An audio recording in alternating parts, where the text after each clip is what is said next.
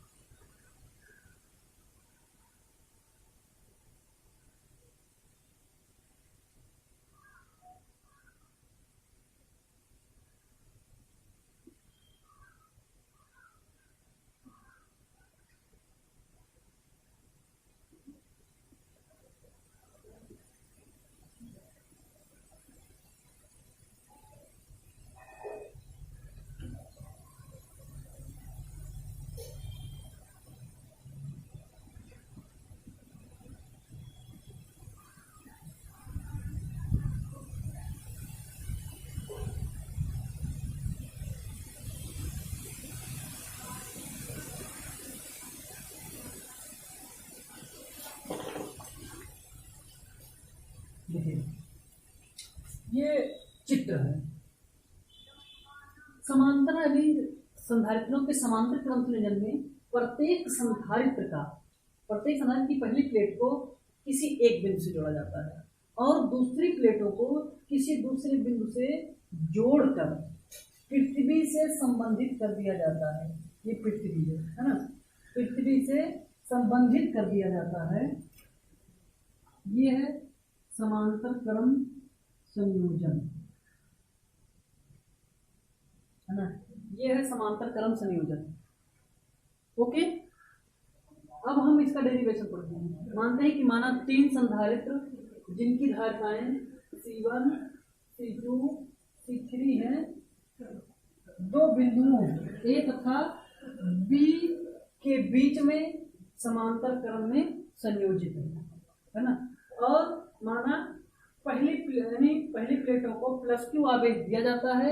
आवेश तीन भागों में बढ़ जाता है। पहले संधारित्र के लिए +q1 और दूसरे संधारित्र के लिए +q2, तीसरे संधारित्र के लिए +q3। अब इन सभी की आखिरी प्लेट पृथ्वी से संबंधित होने के कारण जो यहाँ का धनावेश है वो निरावेशित हो जाएगा और जो नेगेटिव चार्ज है वो अंदर वाले प्लेट पर इकट्ठा हो जाएगा।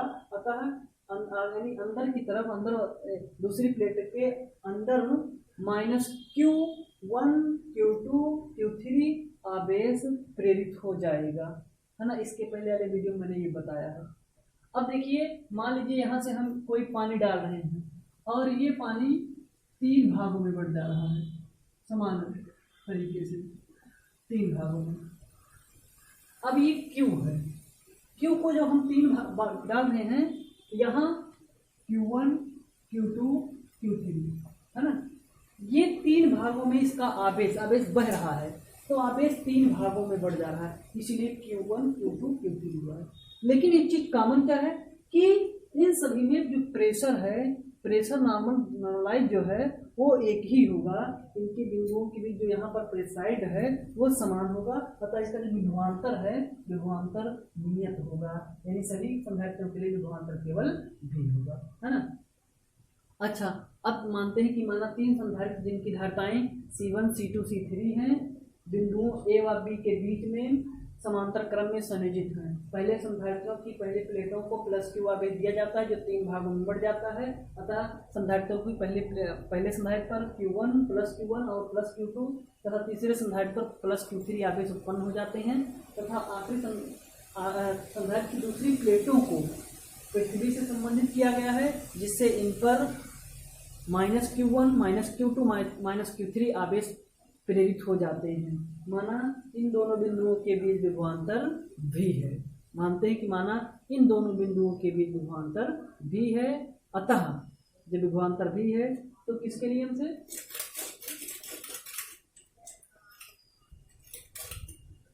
विभवांतर भी है, अतः देखिएगा आपने पढ़ा है पहले संधारित्र पर आवेश मात्रा,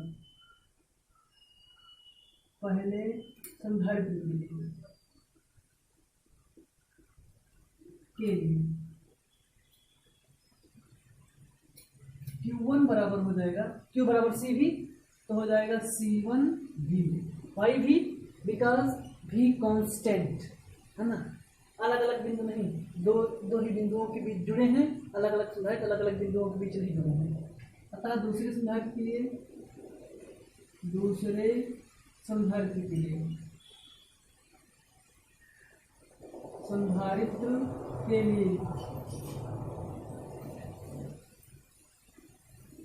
Q2 बराबर C2V। तीसरे संधारित्र के लिए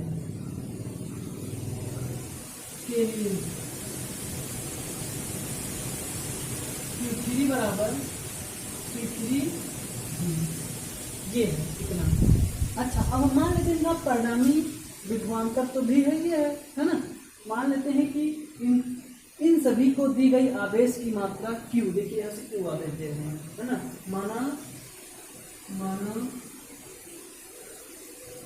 माना कुल धारिता C है, कुल धारिता C तथा आवेश की मात्रा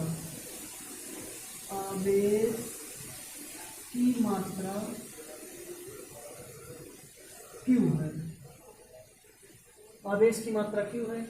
तब देखते हैं तो क्या हो जाएगा, आवेश की मात्रा Q होने पर ले जाएगा Q बराबर Q1 plus Q2 plus Q3 plus data, हो जाएगा Q equal to C1V plus C2V plus C3V plus data, है ना। C1V plus C2V plus C3V plus data, है ना। तो क्योंकि Q बराबर CV